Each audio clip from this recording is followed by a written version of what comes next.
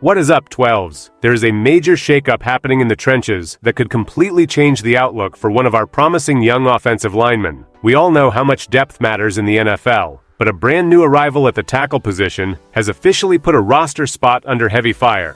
Is this the end of the road for a fan favorite, or is a tactical position change about to unlock his true potential? You need to see this development to believe it. Before we dive into this critical situation, help us hit 1,000 subscribers. Your support fuels our passion.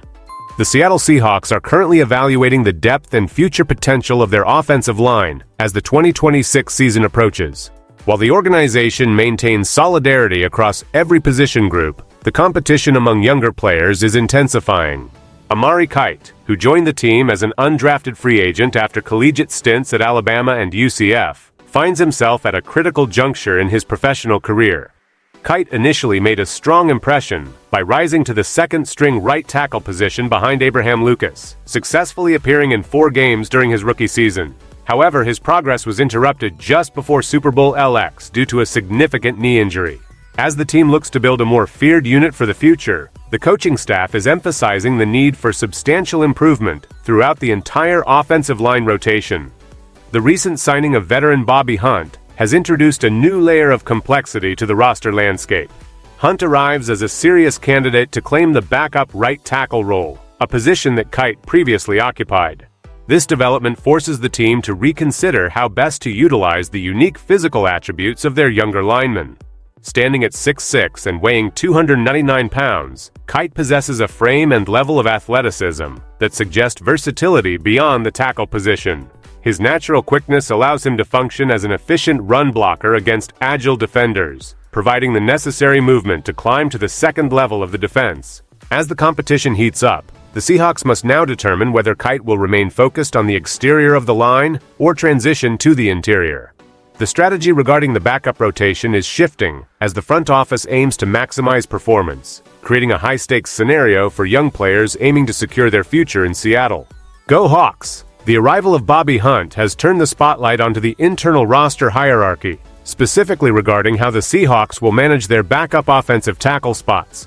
Because Hunt is now a primary competitor for the backup right tackle role, the long-term status of Amari Kite is suddenly a topic of focus. For the team, this development matters significantly because the coaching staff is not content with the current level of production from the reserves.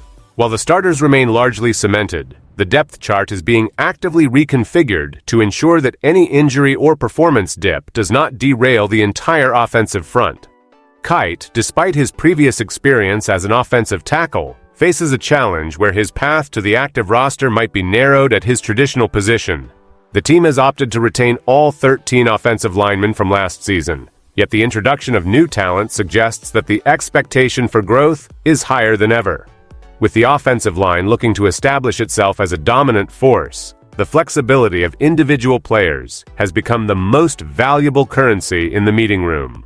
Amari Kite now stands at a crossroads, where his size and athleticism could be repurposed to fit the team's evolving needs. If the organization decides that Bobby Hunt is the ideal secondary option to support the tackle group, Kite must leverage his physical traits to provide value elsewhere. This is not merely about surviving the roster cut. It is about finding a specialized role that allows him to contribute during the regular season.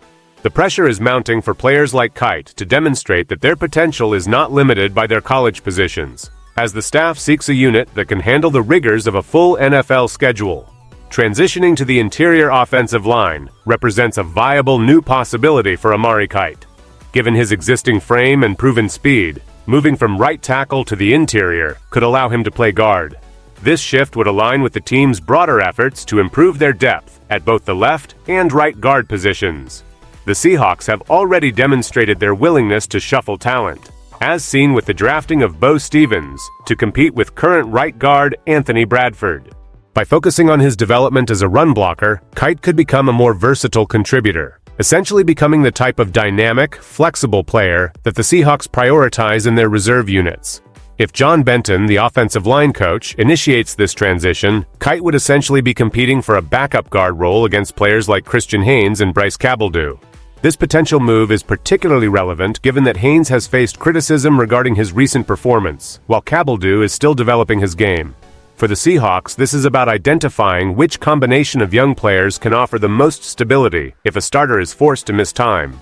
The internal line is often where games are won or lost, and having a player with Kite's tackle-based athleticism playing at guard could provide a significant advantage in blocking schemes. This potential shift is not guaranteed, but it serves as a calculated strategy to keep a talented young player on the roster. By diversifying his skill set, Kite could ensure that he remains an essential part of the 2026 depth chart, regardless of whether Bobby Hunt secures the backup tackle spot. The team's desire for a feared offensive unit relies on these difficult decisions about where players fit best in the final, game-ready configuration.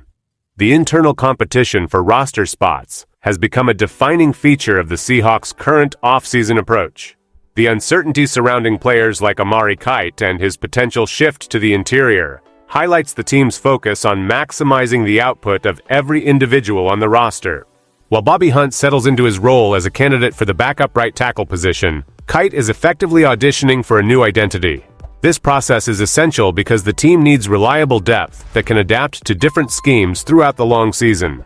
If Kite proves that his athleticism can be translated to a guard position, it would solve a major puzzle for the coaching staff, who are aiming to improve the group's overall consistency. Furthermore, the presence of competitors like Bryce Cabeldue ensures that no player is comfortable, driving everyone to push their physical limits in practice. John Benton is tasked with integrating these pieces, balancing the need for veteran experience with the drive to develop younger talent. The fact that the Seahawks retained 13 linemen from the previous year means there is an established foundation, but that foundation is clearly being renovated. Every rep in training camp becomes a high-stakes moment for those on the fringe of the roster. For Kite, the transition to right guard would require learning new blocking assignments and handling more powerful interior defenders, yet the reward would be a clear path to being a key reserve. This level of granular competition is exactly what the organization believes will lead to the feared offensive unit they are striving to create. As the team moves forward, the ability to adapt to these new assignments will likely determine who sticks around and who is left on the outside, defining the character of the 2026 line. Looking ahead, the evolution of the Seahawks offensive line will be a primary storyline for the remainder of the 2026 season. The situation involving Amari Kite serves as a microcosm of the entire team's strategy, identifying talented players and finding the perfect role for them to flourish. Should the coaching staff successfully transition Kite into the interior rotation, they would add a significant piece of depth to a position group that has seen its share of scrutiny. With competition from Bryce Cabeldue and the need to outperform the current expectations for Anthony Bradford, the guard position is currently one of the most fluid spots on the entire roster. The front office's decision to keep a large group of linemen indicates that they are prioritizing competition over complacency. As training continues, the focus will remain on whether these younger players can bridge the gap between potential and production. Kite's recovery from the knee injury that ended his rookie season remains a factor, but his physical profile suggests he has the tools to compete at a high level.